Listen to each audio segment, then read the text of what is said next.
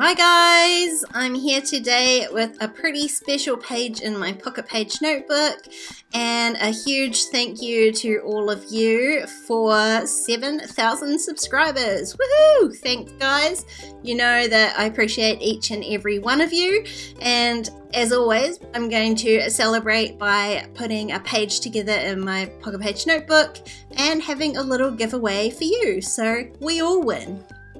I have picked out a few bits and pieces, including these sequins from the Sequinologist that I really wanted to use. So I pulled out a few papers that I thought might work, and in the end I'm going to go with the least colourful of all of them, which was shocking to me.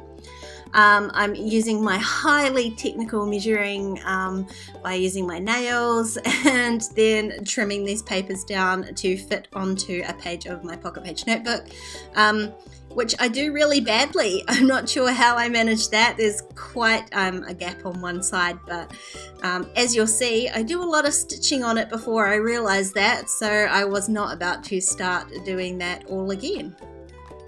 Now, as far as the giveaway is concerned, there is a link down below in the description box for you. Just click on that link and there are some instructions there, and you can go in the draw to win. Now, one lucky person is going to win a $30 voucher from the Stamp Spot, a $25 voucher from Kellie Stamps, a $25 voucher from Feed Your Craft, and a stamp set of your choice shipped free anywhere in the world from Citrus Twist. I'm so grateful for all of these amazing companies who have supported me and my channel, and they want to help me share the love with you. So don't forget to enter, and do leave me a comment if you'd like, letting me know that you have entered. I'm always happy to hear from you. You know, I read and reply to every comment that I get because it makes my day, to be honest. Now, while I've been prattling on, I have been using those wood veneer numbers that I use every time I want to do some stitching. I have just laid them out onto the back of my trimmed out paper and traced around them, and then I am just using, well, it's not even a punching tool, it's just a drawing pin and a punching mat, and it works fine for me. So it just goes to show you don't need to have all of the tools, although I do love a tool myself, but just find what works for you, and this works for me. So I am just using that pencil outline to go around and trace all the holes so that I have a guide for stitching.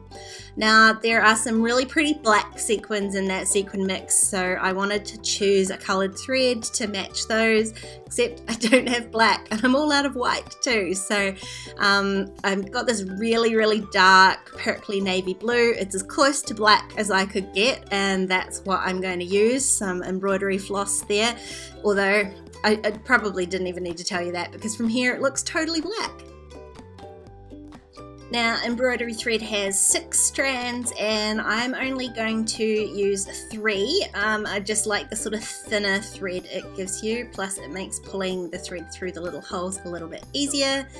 I am just taping down the end with washi tape, and then I'm going to go around and do just a plain back stitch.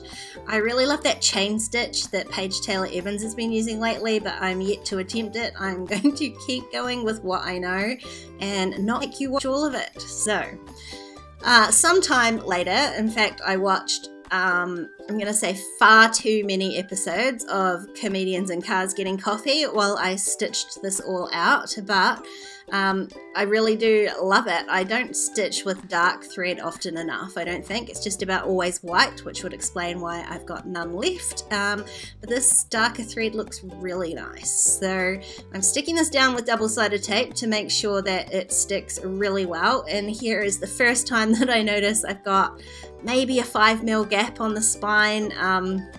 But like I said, I've spent a considerable amount of time stitching, so I'm not going to worry too much about it. Once the page is filled up with sequins, it's probably a bit harder to notice anyway. So as well as having the 7,000 stitched, I did still want to put like a title in, so I'm going to use these little alphas. They're white with it's hard to tell here, but you can sort of see gold foil. I just really liked the gold. I'm really into gold at the moment. I wanted to add a little bit of gold. There's some gold in the sequins, so I want to tie those into the page as well. So I'm adding a little title, which is just again 7,000 with these alphas, and they definitely do require tweezers. Now on the right hand side is where I'm going to put my photo, and I sort of want to tie the paper in together as well. So I'm going to run a strip of this on the right hand side too. Not the same width, maybe just slightly wider. I want to make it look like it's got this really tall mat for my photo. So I'm just sticking my photo down onto the paper and then trimming it off.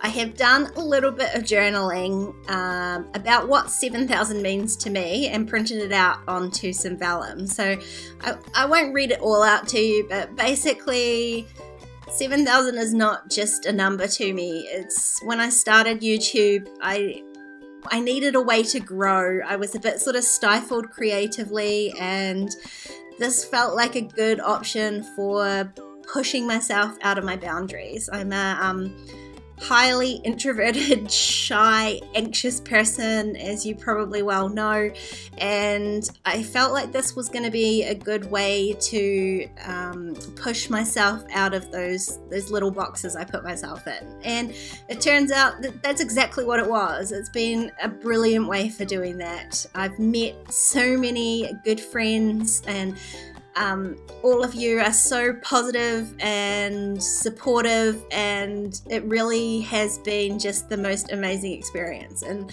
I don't really intend to ever stop. I mean, never say never, I guess, but at this point in my life I can't see a way without YouTube. So as well as 7,000 of you, there is, I mean, I think I've been doing this for more than 3.5 years. I'm at nearly 500 videos, and I'm still learning, I'm still growing every day, and that's what this number means to me. It means that I'm still going, I'm still creating, I'm still sharing, and still enjoying, most importantly of all. So I did a little bit of journaling about that, just in Photoshop.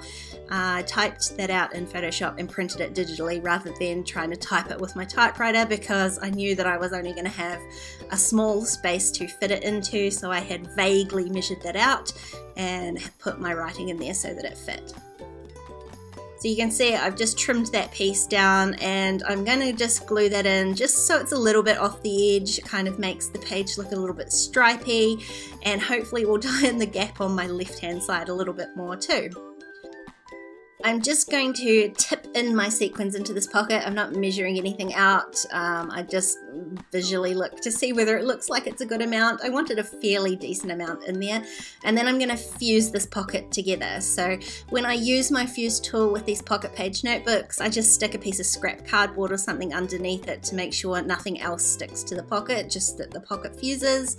I keep a fairly heavy pressure and run the fuse tool reasonably quickly. I suggest playing around to get the best results, but this works well for me. So once that fuse tool has fused that pocket all together, I am going to have way too much fun shaking these sequins around. I do like to try and spread them out so that they don't get too stuck in the pocket, and I'm going to call this page done. Thank you so much for all your support, all your love, all your comments. You know that I love you guys so much, and I just want to make sure that you know how much I appreciate each and every one of you. So make sure you enter that giveaway down below, and I will leave the links in the description box for all of these amazing businesses. If you enjoyed this video, please give it a thumbs up, and don't forget to subscribe to my channel if you haven't already. If you want to keep watching, there's a couple more videos on screen. Otherwise, I'll see you next time. Bye guys!